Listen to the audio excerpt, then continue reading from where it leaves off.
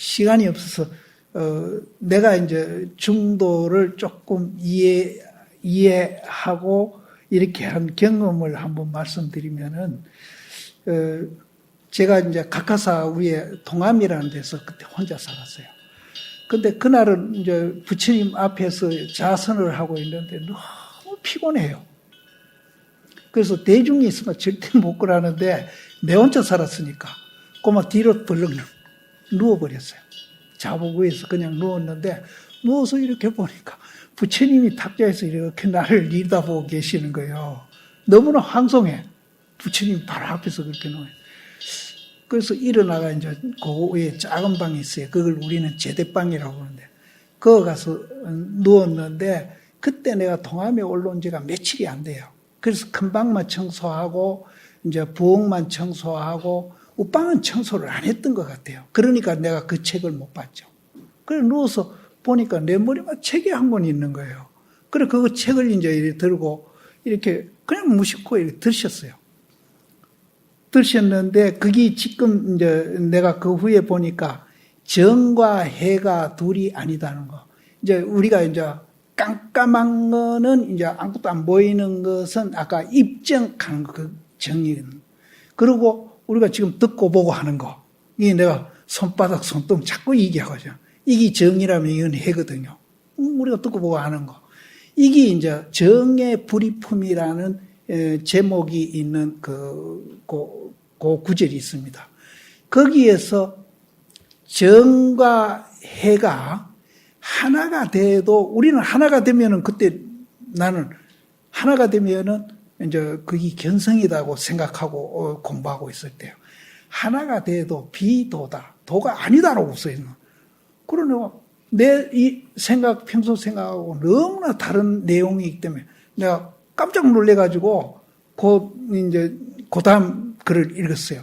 그럼 정과 해가 돼가지고 하나, 이제 아까 이 깜깜한 게 이제 그런 상태입니다. 비도다. 그러면은, 거기에서 통류가 돼야 된다. 통할 통자, 흐를 루자. 그럼 이제 정과 해가 서로 통해가지고 하나가 돼서 흘러간다. 이게 도다라는 거예요. 그걸 보고 내가 깜짝 놀래가 일어나 앉아가지고 그걸 몇 번 반복해 읽었어요. 읽었는데 뭐가 머리에서 해결이 되는가 하면은 평소에 내가 누구한테 이제 그 질문을 받고 대답을 못 해가지고 굉장히 고심한 적이 있어요. 그게 내 머리에 남아 있었던가 봐요. 그게 뭔가 하면 백척간도입니다. 백척이면은 우리 그 척수로는 33m입니다. 지금 법주사 그 부처님도 33m고 동화사 그 석불도 33m. 절에서는 33m를 이제 많이 하는데 그게 백척이에요. 그러니까 그게 이제 마지막 구경이라는 소리예요. 그게. 도낭에 가니까 그 자불 부처님이 그 안내판에 보니까 34m라고 해놨더라고요. 그래서 그 가이드 보고 이 34m 너가 잘못한 거다. 너가 한문에 가장 좋은 그 길이 재는 그게 있는데 왜 서양 메달을 여기다가 안내판에다 적어놨냐. 그러니까 그게 뭡니까? 묻기를 백척이다. 백척이란 말은 길이를 이미 하는 것도 있지만은 일반적으로 그것 말고 불교에서는 가장 깊은 뜻이 있는 그러니까 이 백척이 불을 팍 껐을 때 깜깜한 거. 오늘 이제 중도에 그게 나오기 때문에 내가 미리 지금 얘기하는 거예요.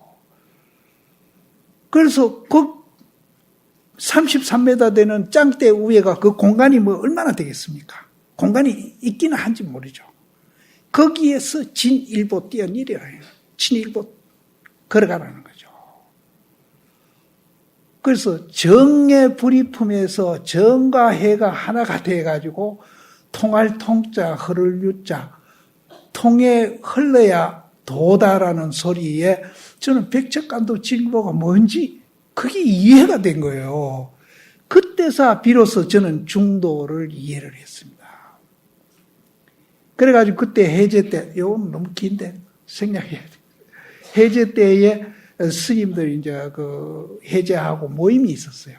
거기를 가가지고 그때 내 나름대로는 그걸 이해하고는 굉장히 마음이 기쁘고 또 너무나 이제 내 스스로 이제 그런 자부심을 갖고 그 스님들 회의에 갔다가 내가 그 건강경을 보면서 그거를 이해한 것이 이제 그날 내가 발언한 데 대해서 굉장히 그게 이제 토대가 됐죠. 그래서 우리가 참선도 물론 해서 깨닫는 것도 좋지만은 해제 때에는 선사시님들 그 좋은 의록을 갖고 강의도 의미가 있을 것 같다. 내 얘기는 아니죠. 그래서 그거를 한번 하자. 그래가 좋다. 이래가지고 이제 내가 발언을 했다고 날 보고 그걸 주선을 해가 다 하라는 거예요. 그래서 이제 그때 원용 스님이 계셨지.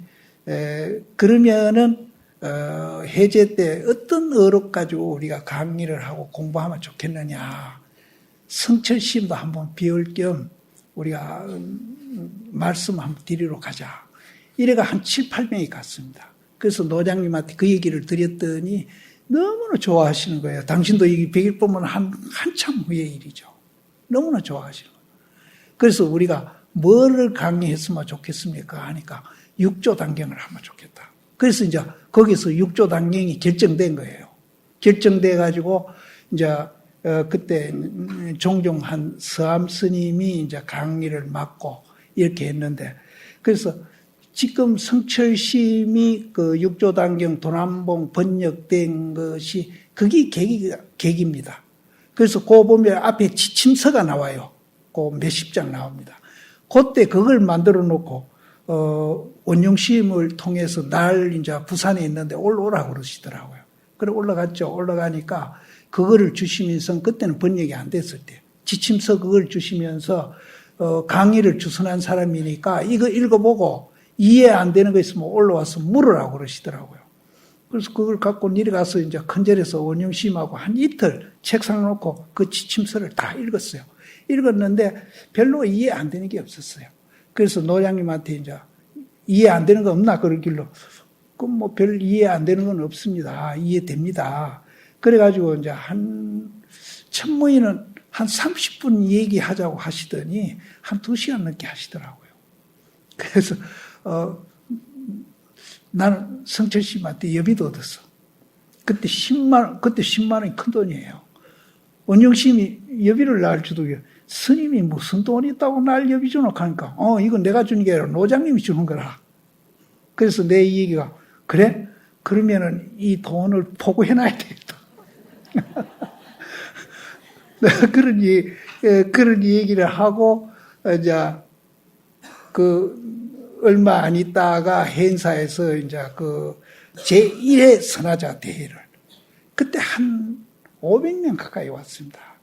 그래서 굉장히 이제 스님들이 많이 오고 성황리에 끝났는데 그때 이제 굉장히 내가 아쉬웠던 점이 뭔가 하면은 구참들이 별로 참석을 안 했다는 거. 그래서 다른 스님들은 굉장히 성공적이다 그랬는데 나는 성공적이다. 그때 원택식도 계셨어. 법전시임하고 소홍시임한테 갔다가 허락을 못 받고 서암시임한테 허락받아 오니까 노장님이 이타심 보고 강의하라고 그래가 스님이 오늘 생각하니까 스님이 노장님한테 그거는 스님이 정할 일이 아니고 수자심들이 정할 일인데 왜 그리 정했냐 하고 전화로 노장님한테 항의를 하셨어. 그때 기억나죠?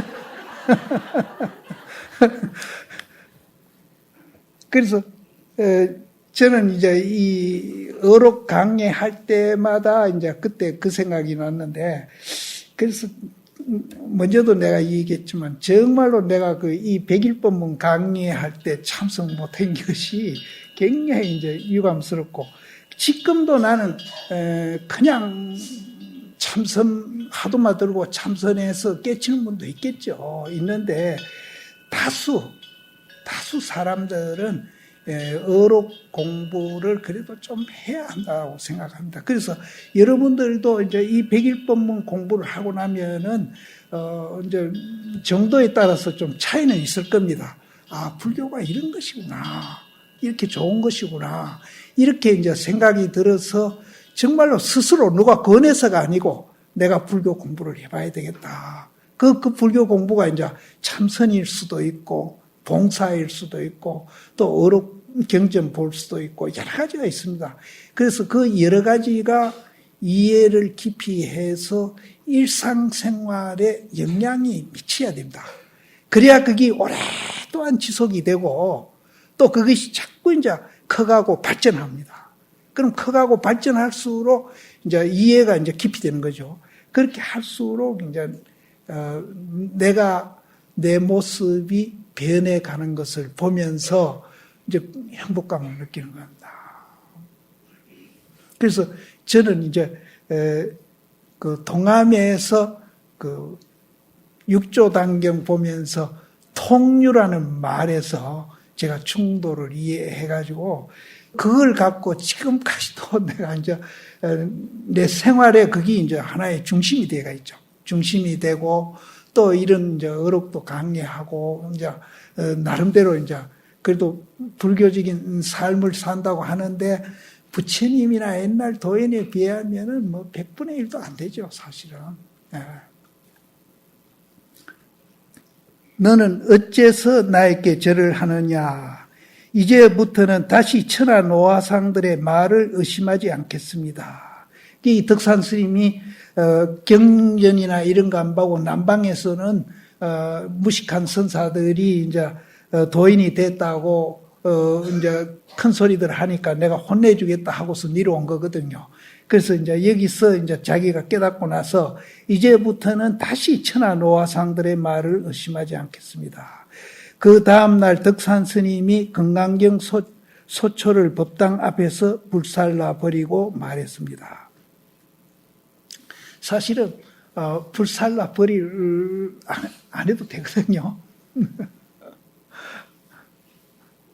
있는 그대로 중도지 또 무아공이라 한다고 뭐 불살라가 없애고 이런 건 없애가지고 공이 아니거든요. 있는 그대로 중도고 공이라는 거죠. 근데 세상 사람은 이제 없애라 그러면 막 불태워 없애든지 막 그래 하거든요. 그래서 덕산 스님은 법당 앞에서 불살라 버리고 말했다. 그전에도 말씀드린가 몰라도 그 해인사의 설림에 이제 초대 그 모임에 성철스님이 법상에 올라가서 법문하시고 향곡 스님이 그 법상 밑에서 법문을 들으셨습니다. 그래서 이 덕산 스님 이 얘기를 또 하신 거예요. 일주일마다 이제 그 도량을 뒤져가지고 글자 나오는 거는 다 불살랐다. 그러니까 향곡 스님이 밑에 있다가 저 백년함 책 다 불태워야 되겠네 이랬거든요. 그러니까 열연화 불착소라고 했습니다. 성철스님이 연꽃이 물에 있어도 물에 이제 물들지 않잖아요. 그래서 나는 아무리 책이 많아도 글자에 내가 휘둘리지 않는다 이런 뜻이죠. 그래서 그때 두 분의 모습이 참 보기 좋았습니다. 그 다음날 덕산 스님이 금강경 소초를 법당 앞에서 불살라버리고 말했습니다. 모든 현변을 다 하여도 마치 트럭 하나를 호공에 드는 것과 같고 세상의 추기를 다 한다 하여도 한 방울의 물을 큰 바다에 던지는 것과 같다. 이 추기는 이제 가톨릭 신부님 중에 이제 그 추기경이라는 말이 있지 않습니까? 근데 이 추기경은 이제 그 문지방 이렇게 할 때 이렇게 문이 이렇게 돌 때 그걸 지돌이라고 그러죠. 그러니까 요거 없으면 문이 안 열려요. 그러니까 이 추기경이 없으면 가톨릭이 성립 안 한다는 뜻이라. 그만큼 중요한 분이란데. 그래서 추기는 이제 그 가톨릭에서만 쓰는 게 아니고 일반 이제 그 중국에서 조종에 이제 큰 벼슬을 한다기나 중요한 자리에서 역할하는 분을 추기경이라는 말도 썼답니다. 세상에 추기를 다한다 하여도 이 한 방울의 물을 큰 바다에 던지는 것과 같다. 그 후 후배들을 제접할 때는 누구든지 보이기만 하면 가서 몽둥이로 때려주었습니다. 몽둥이 떨어지는 거하고 아까 불을 확 불어가 끄는 거하고 같은 뜻이에요. 그래서 이 몽둥이 때린다 하니까 생각나는 분이 있는데 저 김형호 도울 그분이 이제 그 백암록을 강의했어요. 그 백암록 그 책 앞에 서문은 법정심이 또 칭찬해서 서문을 했고요.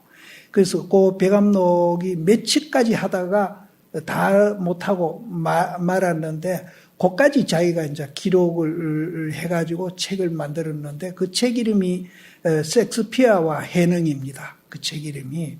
저도 그걸 봤는데 거기 제일 마지막 그 강의 끝난 그 대목을 보면은 이 얘기가 이제 나와요. 근데 여기서 이제 혹보를 끈 거하고 방매이 때린 거하고 같다고 내가 그랬잖아요. 그럼 임재 스님은 또 앞에 화를 했다고 그러잖아요. 그것도 이제 같은 겁니다, 내용이. 그래서 임재 스님이 돌아가실 때 삼성 스님이 제자인데 너희들이 내가 죽고 난 후에 내 정법안장, 이제 개개인이 갖고 있는 진리를 정법안장이라고 합니다.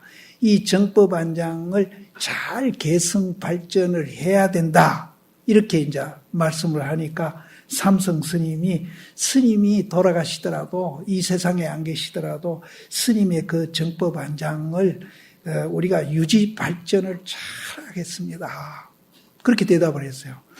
그러니까 이제 임재 스님이 삼성 스님한테 묻기를 그러면 내가 죽기 전에 내가 죽었다고 가정하고 다른 사람이 니를 찾아와가지고 임재 스님의 정법 안장이 어떤 것이냐 하고 물으면은 한번 시험 삼아 대답을 한번 해봐라. 내가 죽기 전에 잘 유지 발전한다 그랬으니까 해봐라 하니까 이 삼성 스님이 임재 스님 하는 방법대로 막 화를 낸 거예요. 그러니까 이제 임재 스님이 반응이 어떻게 나오는가 하면 이 빌어먹을 망아지 새끼가 내 정법 안장을 멸해버렸네. 이렇게 대답하신 거예요. 그러니까 도울이 그분이 뭐라 그러는가 하면은 삼성 스님이 임재 스님 제자가 돼가지고 아무것도 모르면서 임세 스님이 화를 하는 흉내를 냈기 때문에 잔뜩 꾸정을 들었다. 그 반대거든요. 그 반대라요. 이 빌어먹을 마아지 새끼가 내 정법 안장을 진짜 멸해버렸네. 그 자리에는 정법 안장이다, 무슨 악법이다, 무슨 이런 게 없어요. 이런 거를 우리가 다 공유하고 있는 거예요. 임재 스님한테만 있는 게 아니고 저한테도 있어요. 삼성 스님한테도 있고. 근데 다 있는 거를 또 새삼스럽게 무슨 표현을 하는 거는 그건 뭐와 같은 거 하면은 거기 부처님은 49년 동안 자기가 법문해놓고 돌아가실 때에 나는 한마디도 안 했다라고 표현하는 거예요. 그래서 우리한테 다 있는데 네가 굳이 또 다시 되풀이해서 화할 것이 뭐 있느냐. 그러면 그 말이 이제 꾸짖는 말이지만은 그걸 역으로 뒤집어버리면은 니한테도 그걸 있는 것을 알고 있구나라는 말하고 같은 소리예요. 그래서 이제 부처님도 49년 설법을 하시고 한마디도 나는 안 했다. 이렇게 표현을 하시고 또 내가 49년 동안 설법한 것은 전부 다 진리를 아까 주기 현변을 하시놓고는 마구니 설을 했다 이렇게 표현하는 겁니다. 그래서 이 삼성 스님도 이제 화를 알고 했죠. 알고 했는데 아무리 알고 해고 깨달았다 하더라도 부처님이 49년 동안 설법한 것이 마구니 설이고 거짓말이듯이 본래 우리가 갖춰져 있는 그 입장에서 보면은 그건 다 헛짓이라는 거죠. 그래서 이제 임재 스님이 이 빌어먹을 망아지 새끼가 내 정법한장을 멸했네 하는 칭찬하는 소리예요. 꾸짖는 소리가 아니에요. 그래서 삼성 스님이 임재 스님 후계자가 돼가지고 정말로 활발히 그 활동했던 분이거든요. 그런데 그거를 꾸짖는 말이다.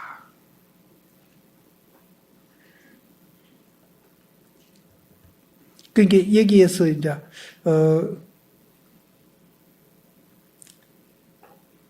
앞에 임재 스님도 나오고 임재 시임이 활하는 거나 이제 덕산 시임이 방 때리는 거죠. 때리는 거나 임재 시임이 활하는 거나 똑같습니다. 똑같은데 그것은 이제 아까도 말씀드렸지만은 우리가 모든 사람, 모든 존재, 건강경에는 9가지로 얘기합니다. 본래 그렇게 존재하고 있는 겁니다. 근데 우리가 본래 그렇게 존재하고 있는데 지금 우리는 그것을 모르고 있는 거예요.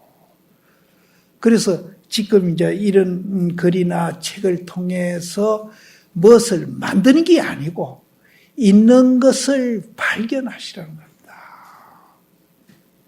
그래서 활을 하기나 방을 하기나 이거는 손가락이에요. 그럼 손가락 따라 보십시오. 저 위에 뭐 풀이 있잖아요.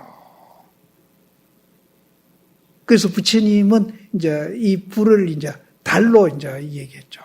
달을 보라고 가르치는 것이 49년 동안 설법하신 거고 또 그 후대의 모든 도인들이 이제 활을 하시기나 방망이를 하시기나 뭘 하시기나 그것도 이제 이 달을 보라고 손가락을 가르치는 것이다.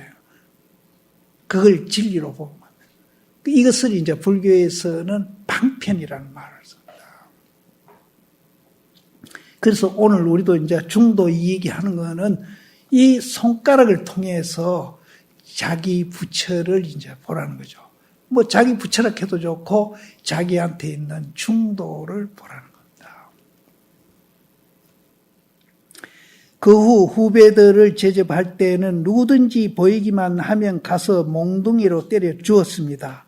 그래서 덕산 스님이 법 쓰는 것을 비유하여 비오듯이 몽둥이로 때린다고 평가했습니다.